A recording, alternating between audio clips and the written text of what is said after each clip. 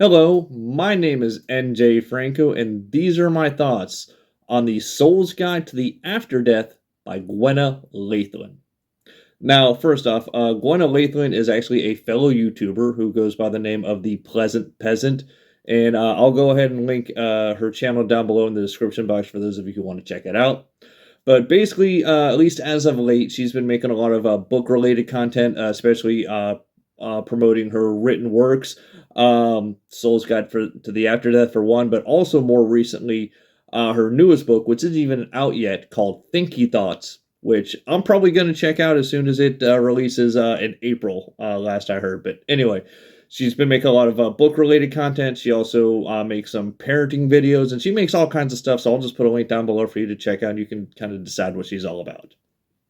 But anyway, this is usually the part of the video, though, where I would warn against foul language. If the book that I'm reviewing contains foul language, this is usually the part of the video where I say, hey, this book has foul language in it. Be fair warned.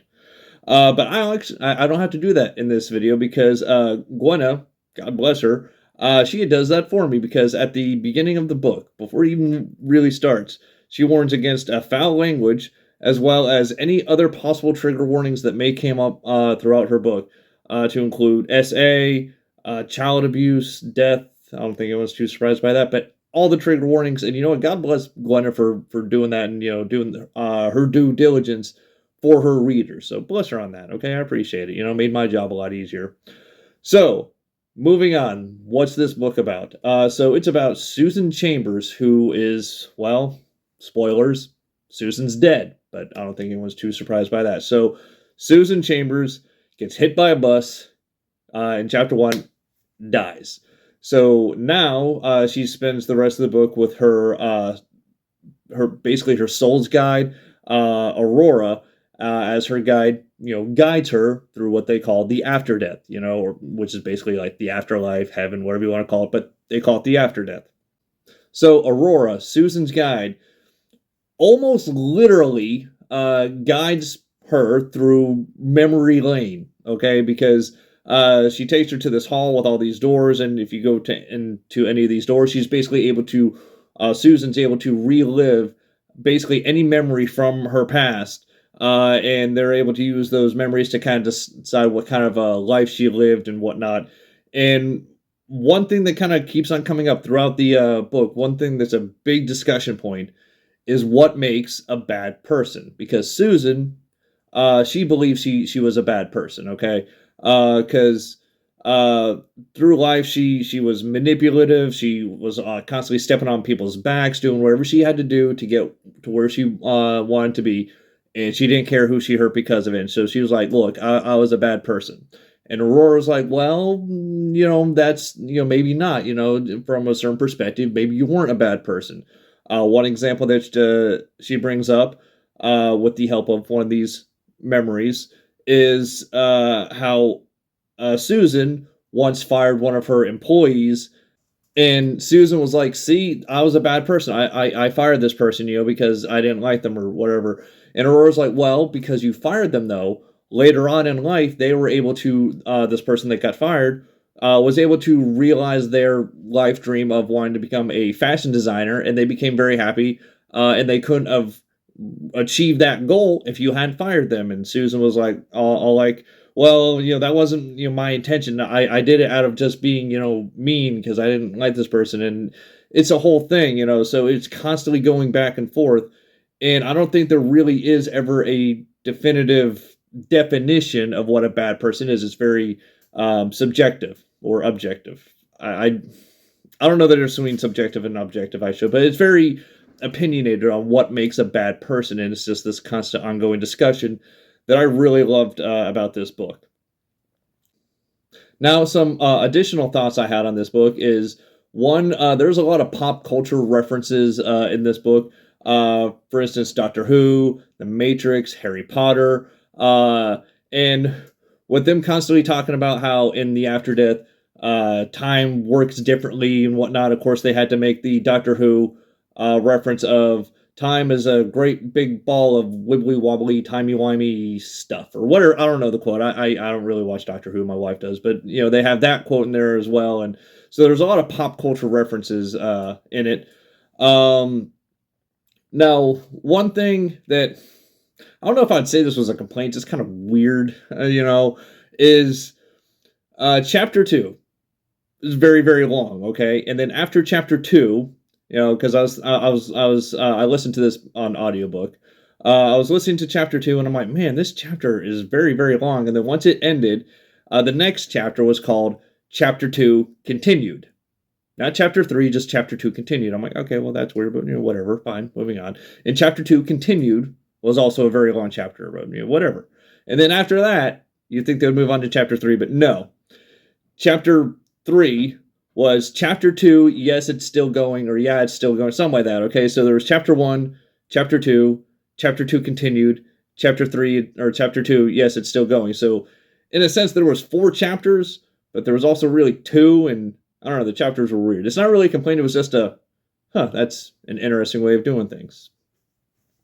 So I have only one more thing to say about this book. Now, something I try to not do on this channel is I try to not talk about my own religious beliefs, okay? Mostly because I hate it when other YouTubers talk about their religion on YouTube, especially if their channel has nothing to do with religion and they just decide to make a video about it all of a sudden.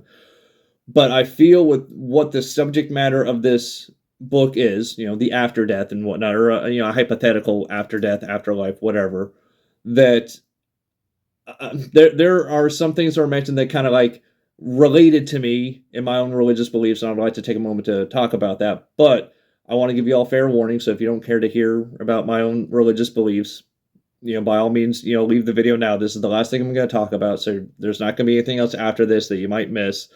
Also, though, I'm going to say, believe it or not, the religion that I identify with is not Christianity or Catholicism or anything like that. It's actually Buddhism. I try really hard to be a Buddhist to the best that I can. I looked into the religion a couple years ago, and it kind of resonated with me, and I've been following it the best I can.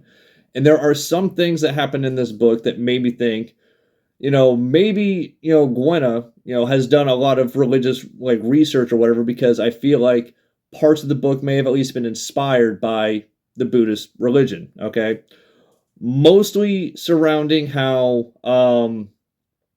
talking about rebirth, because Susan, she's dead, but they got to figure out what kind of life she lived, and then what type of life she's going to live in the next life. She's going to be reborn again. So there was a lot of talk of rebirth, and a lot of talk of living countless lives over and over and over until you've learned everything you need to know to understand life, basically understand the meaning of life. And I'm like, that's basically Buddhism. You're born, you die, you're reborn, you learn a little bit as you go along, and eventually you figure out life. You understand the whole point of everything.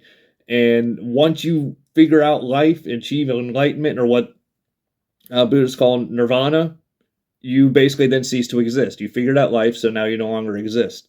And like I said, that was basically like, oh my god, that's enlightenment and nirvana. She didn't call it that in the book, but that's basically, at least how I took it, is, how enlightenment and nirvana work in Buddhism. And even Susan, she was like, wait, the whole point of life is to figure out the point of life, and then once you figure out the point of life, then you just cease to exist. So if that's the case, then what's the point?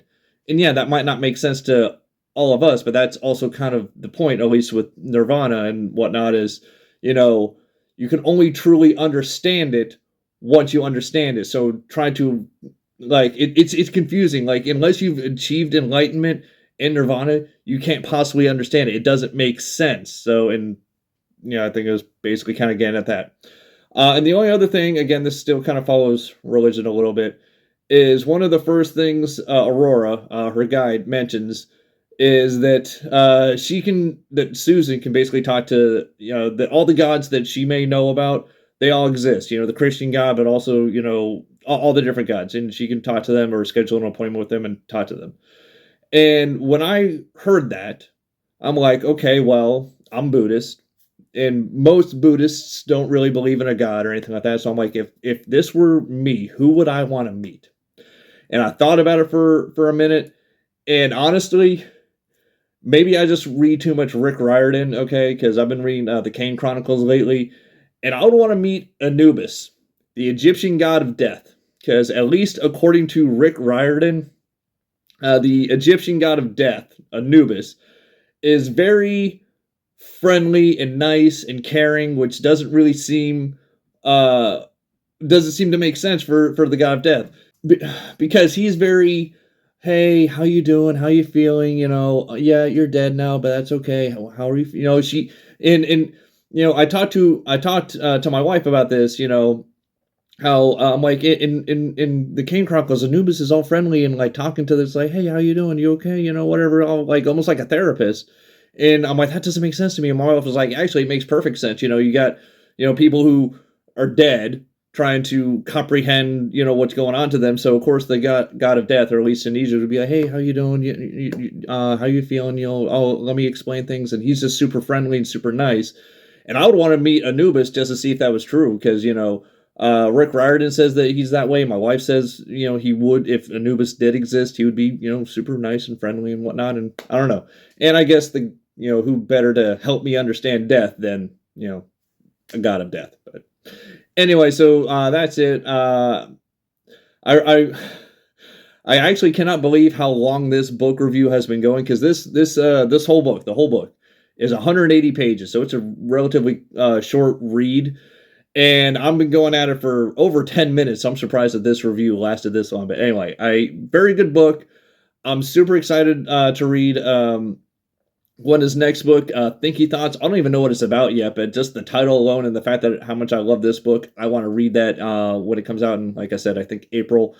But anyway, that's it for me. So until next time, remember, nothing in life is free except for liking, commenting, and subscribing.